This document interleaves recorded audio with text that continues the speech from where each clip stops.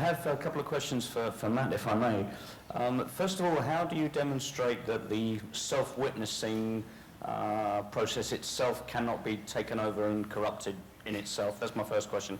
And then the second one is, you've talked about the sort of legacy approach to protecting the perimeter as compared with your approach. Do you take the view that that legacy approach is wholly and completely irrelevant and that sort of artillery of boxes is no longer required? Or how do you see the complementarity between those solutions and your own? Yeah, let me start with your second question first, is that certainly perimeter defense is essential for a defense in depth approach. Confidentiality is essential to actually protect the privacy of two-party communication. Those technologies don't go away. But the paradigm actually has to shift where that you can actually be assured that those technologies are actually working correctly. In the past, you had no idea. Today, for most devices, you have no idea whether or not the messages that they're providing back to you actually are true and correct. And if you actually want to trust the state of those assets, you need truth about how they've been deployed and whether or not those assets have been changed or have been attacked. And that's baseline changes from a state that you actually deployed as once trusted. If you can continuously monitor those assets with that empirical evidence, you suddenly have the ability to have system integrity protection and a holistic picture as to whether or not the integrity of those assets that are protecting your data are actually operating the way that they should.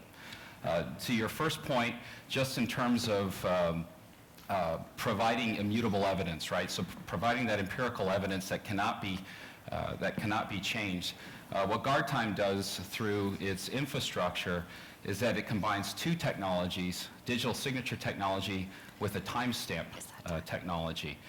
We assemble essentially a unique signature, and these signatures are mathematical, irreversible. They've been proven by some of the world's best cryptographers to be irreversible. It's essentially like a digital fingerprint for your data. But in addition to that fingerprint, we also add the context of time and identity, the signing entity responsible for signing that piece of data, and then the context of time. And then we combine that with all of the past histories that have actually contributed to those signatures from all the other data elements that are coming in throughout the entire internet that are requesting access to the signing service. There's no data disclosure. There's no private information being disclosed.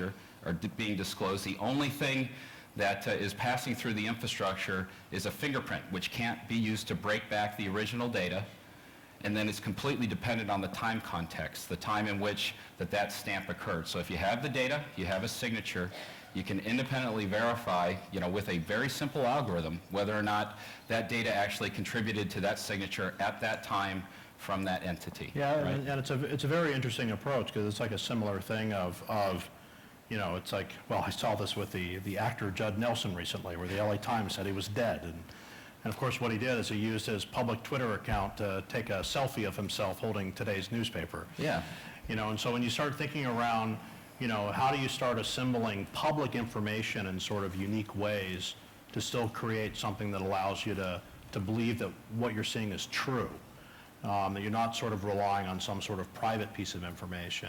And a good analogy for your second question is, even if you can have complete awareness of like who's in your home and exactly sort of when, you can still lock the door. But it becomes a very sort of interesting addition.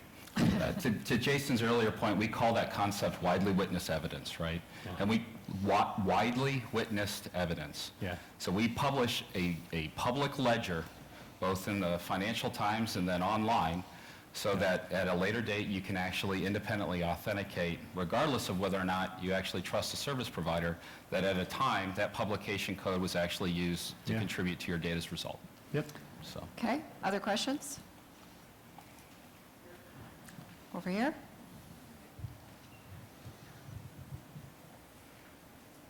Hello, I'm Terror Clement. This one is with Jason. I think you said that you cannot be perfect at blocking attacks, cyber attacks, but you could be maybe perfect at recognizing or detecting them. But even still, there have been lots of cases when we find cyber attacks 10 years or maybe 1 year after they happened, or even weeks after. So how do you can you explain how can you be perfect, and what are those guys not doing who are not detecting at the moment? I think what it is in the security industry, there's been very much an emphasis on preventing access and then assuming that that's working. And then also encrypting things and assuming that your confidentiality is working. But there's been very much no emphasis on the integrity of these things. And so when you look at the idea that someone did manage to get malware into something like a firewall, it's because when you really start taking a look and you take this integrity view of the world, that how do I know whether someone has managed to even get in at the hardware level, the BIOS level, the firmware level, the operating system level. They've in fact managed to put something in there, and even when I go and look for them, they're feeding me misinformation to hide themselves. That's a very sort of common pattern. And the whole reason for that is because literally on the hardware level, there hasn't been integrity end to end. You know, we're not doing sort of integrity on the software level. And so it's really it's really because, you know, if you really start looking at those systems, they've not had a guaranteed integrity approach built within them. And we really have to bring sort of that integrity aspect to the forefront of the security conversation. Yeah, one of the other things, just to complement Jason's remarks, is that if you make this assumption that there's going to be billions of connected devices, you know, today the security model is that I'm going to have an endpoint security system that's actually negotiating with another endpoint security system to basically ensure the integrity of that connection, and it's a misnomer. Because one, you have to imagine in this highly set of disparate ecosystems that I'll never be able to ubiquitously apply the same endpoint security model to every one of those devices. And if you actually make that assumption, the only thing that you have left is to actually make the data its own witness, to have some level of empirical evidence, some properties that travel with the data, so that no matter what that endpoint security system is, you still have a way to actually authenticate whether or not the data came from a source that you actually trusted, whether or not it changed, and the time in which it was generated. Yeah, and that, you know, the classic security models exactly addressing confidentiality, integrity, and then availability, but they mean availability and accessibility. And the whole industry has been limit access, do confidentiality, ignore the integrity aspect. And if you basically look at all those issues, including the ones that you basically mentioned, it's because we didn't take integrity of these types of systems from a hardware and software perspective seriously.